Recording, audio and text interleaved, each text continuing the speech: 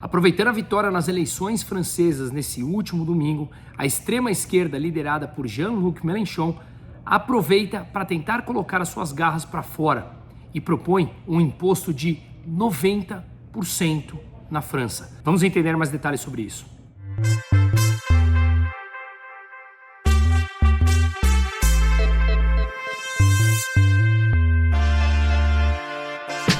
Já tivemos a oportunidade de analisar num vídeo nessa semana as eleições na França e quem é Jean-Luc Mélenchon, um declarado comunista que apoia Fidel Castro, que apoiou Hugo Chávez, que visitou o Lula aqui na cadeia e que defende, obviamente, qualquer defesa de aumento de impostos para os mais ricos. E, claro, um aumento do gasto público e de um controle estatal na economia. Isso já está muito claro. Mas agora parece que ele perdeu todo e qualquer limite, se é que algum dia ele teve. A proposta que ele tenta colocar em votação é um imposto de 90% sobre o montante que exceder um ganho de 400 mil euros anuais na França. Ou seja, cada euro adicional que um francês ganha, além de 400 mil, 90 centavos vai para o Estado, ou seja, para o governo, e 10 centavos vai para quem o produziu, para aquele gerador do dinheiro. Se coloque nesse lugar, 90%. Qual o motivo disso? Ora, como líder da extrema esquerda, é claro que eles dizem que é pela igualdade e distribuição de riqueza. Mas a França já passou por isso. Vamos entender mais números, porque, óbvio, que dados, fatos e números derrubam qualquer uma dessas teses facilmente.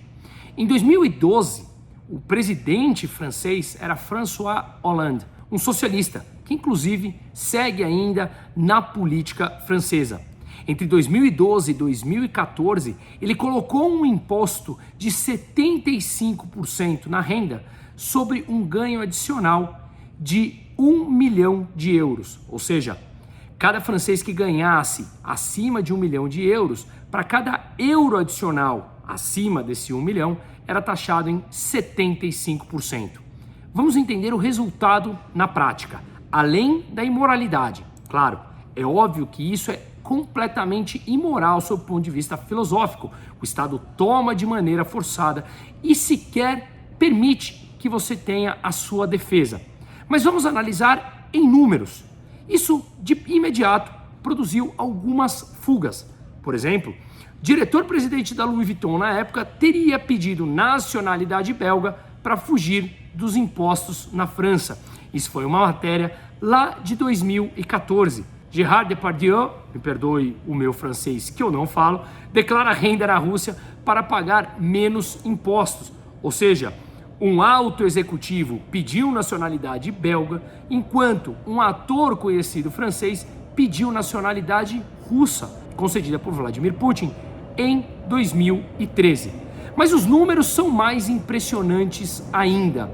Em 2013, após a implantação desse imposto de 75%, para cada euro adicional a 1 milhão de euros anuais na renda do francês, o governo arrecadou 260 milhões de euros, isso em 2013. Em 2014, essa arrecadação caiu para 160 milhões de euros. Ou seja, no primeiro ano de vigência desse imposto, eles conseguiram arrecadar 260 milhões. Já no segundo ano, conseguiram arrecadar 160 milhões de euros apenas. Claramente vemos aqui que no primeiro ano, quando pegou muita gente desprevenida, eles conseguiram arrecadar mais. Já no segundo ano, muitos conseguiram sair, pedir residência fiscal em outro país, mandar o dinheiro embora ou simplesmente abandonar a França. E essa arrecadação caiu 100 milhões de euros de 2012 para 2013. O resultado foi que em 2015, 2 anos após a lei estar vigente, ela simplesmente teve que ser abolida. A lei durou apenas 2 anos. E vamos lembrar que a França não é o único país que retrocedeu e deixou de tributar grandes fortunas. Isso é extremamente ineficiente. Já fizemos outros vídeos mostrando como na Dinamarca em 2022 teve uma fuga recorde de dinamarqueses de alta renda em direção à Suíça, onde a tributação é menor sobre a renda. O resultado de arrecadação também foi pífio, como mencionamos aqui na França. Mas vamos voltar ao tema central. Vamos imaginar que esses 160 milhões de euros arrecadados no ano de 2014 fossem então distribuídos aos mais pobres franceses, assim como diz Jean-Luc Mélenchon, que é para uma igualdade e melhor distribuição de renda. Pois bem, na França, estima-se uma presença de 9 milhões de pobres. Se nós fizéssemos uma divisão básica de 160 milhões arrecadados em 2014, dividindo por 9 milhões de franceses pobres, cada um ficaria com 17 euros anuais. Será que adiantaria alguma coisa na pobreza deles? Dados, fatos e números mostrando a realidade. Mas vamos colocar em uma perspectiva maior ainda. O déficit público francês em 2023 foi de 154 bilhões de euros. O gasto público total do governo francês, que também analisamos num vídeo nessa semana, que em gastos governamentais frente ao PIB é o maior estado do mundo. Esses gastos públicos representam 60% do PIB. O gasto público total no ano de 2023 do governo francês foi de 1,6 trilhão de euros. Ou seja, o déficit público 154 bilhões e o gasto público total do governo francês 1,6 trilhão de euros. Esses mesmos 160 milhões arrecadados em 2014, portanto, representam 0,1% do déficit público do ano de 2023. Se levarmos em consideração o gasto público total do governo francês, esses 160 milhões representam 0,01% dos gastos totais. Ou seja, essa proposta nitidamente não ajuda em absolutamente nada a tal da busca pela igualdade.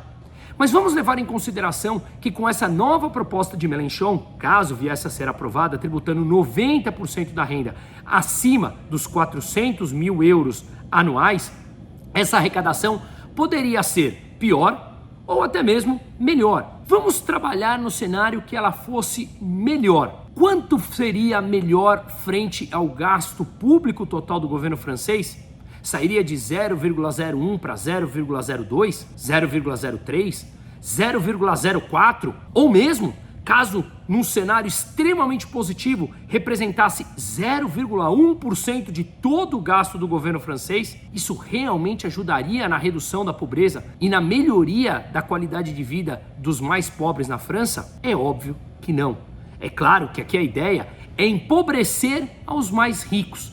Como toda e qualquer ideia da extrema esquerda, eles querem nivelar por baixo. Eles não querem fazer com que os pobres ascendam a uma melhoria na qualidade de vida. O que eles querem é que os mais ricos descendam, caiam, tenham uma deterioração da sua qualidade de vida, para que o Estado possa controlá-los de maneira mais eficiente. Portanto, é óbvio que essas medidas não levam de forma alguma a uma igualdade maior. Muito pelo contrário, ela piora a vida de todos os franceses, uma vez que os franceses mais ricos que abandonam o país ou mandam seu dinheiro para fora, deixam de gerar empregos ou mesmo de pagar mais impostos e contratar pessoas em território francês. Repito, a ideia da extrema esquerda é sempre piorar a vida de todos, além, claro, do lado imoral. Isso serve apenas para acalmar a inveja igualitarista defendida pela extrema esquerda, que eles não querem o seu próprio esforço para ascender, para melhorar, mas eles se satisfazem com a piora na qualidade de vida dos outros e se satisfazem com a ideia que eles não têm mais tantos ricos, aqueles que eles tanto demonizam, mas que sabem que necessitam. Essa é a extrema esquerda.